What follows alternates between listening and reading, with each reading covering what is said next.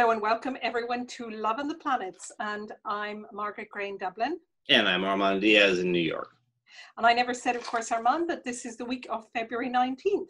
So this is kind of a week where energies really shift pretty dramatically, don't they? In some way dramatically, in other ways they're more subtle, because they're moving out of Aquarius, which was very airy, we talked a lot about friendships in groups, rather than intimate romantic relationships. And here this energy with the sun moving into Pisces and, the other aspects that are happening this week, very much about romance, intuition, also could be some confusion. I mean, what are your thoughts? Well, I agree with all of the above. It is very Piscean, and Pisces is very nebulous. The last thing you want to do is try to pin down Piscean energy, but now we have the sun in Pisces. We have Venus meeting Neptune in Pisces on Wednesday with a Taurus moon. And my gosh, I think Valentine's Day might come a week late for a lot of folks, because that is at least potentially a very romantic aspect. And then we have Venus squaring Mars on Friday or later in the week, while Mercury conjuncts Neptune. So it's very, very nebulous type of, it could be a wonderful dream. Could be a nightmare, but my sense of it though is that it's that sort of flowing emotional type of time, as opposed to the more cooler intellectual vibe that prevailed for the last few weeks.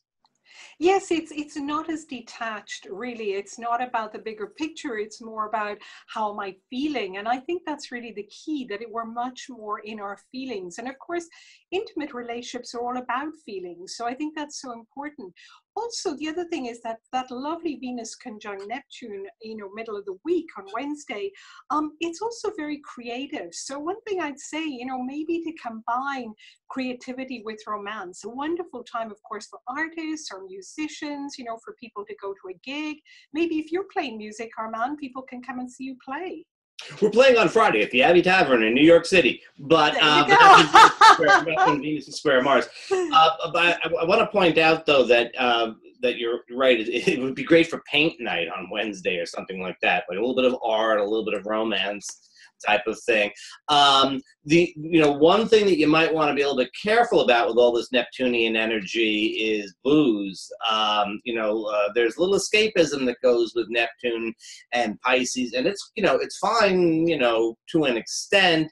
If you're kind of feeling a little bit bad or you're feeling a little good, sometimes a little chemical push can get you to go to extremes, and Pisces likes that. So true. So kind of really to be aware of that. And of course, it's middle of the week, so people are less inclined to go out. Although, as you say, it's kind of like celebrate Valentine's Day a week late. So then we've got a Mercury in Pisces sextile Saturn as well at the same time as all of that's going on.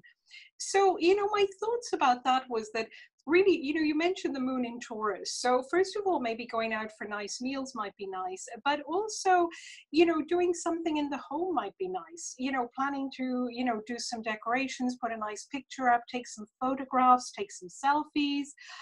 So something that kind of,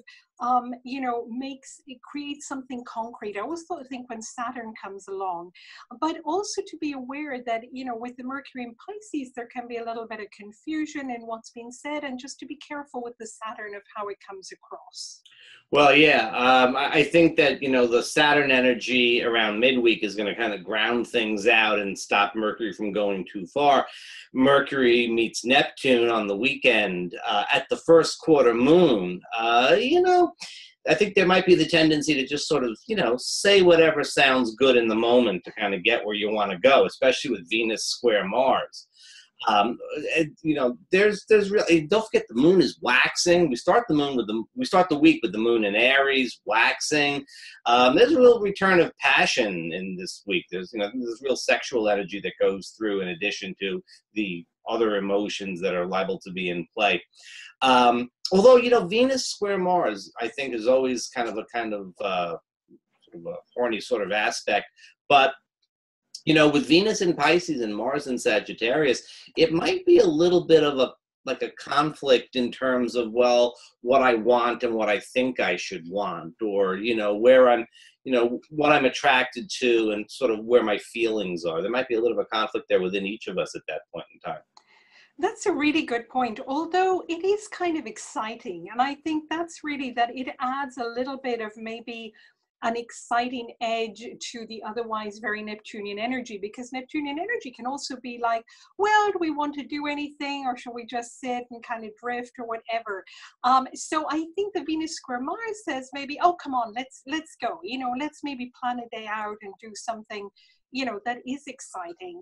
And of course, with the Taurus moon, always, if all else fails, a good meal out is always a really nice thing to do, whether it's with a special other or with friends or with a new date or something, or cooking at home together. So something like that might work.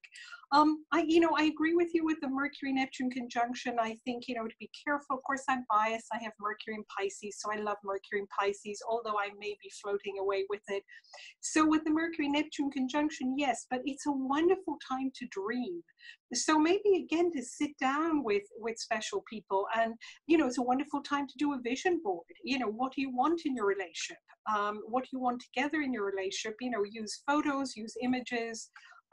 Just be creative. So a really kind of very creative week, I think, or end of week. I agree. You're right about the dissipative energy of Neptune and how things can sometimes just go nowhere. But with the moon waxing through Aries, Taurus, and Gemini, I don't see that happening with that hot Mars, Venus aspect. I agree with you. I don't see it being the dissipative side of Neptune Pisces this week. Not at all. I see it as being very active. Creativity is a great idea. And have it, and as you say, if nothing else, have a good meal. And on that wonderful note, we'll say goodbye and see you next week, Armand. Bye-bye, Margaret.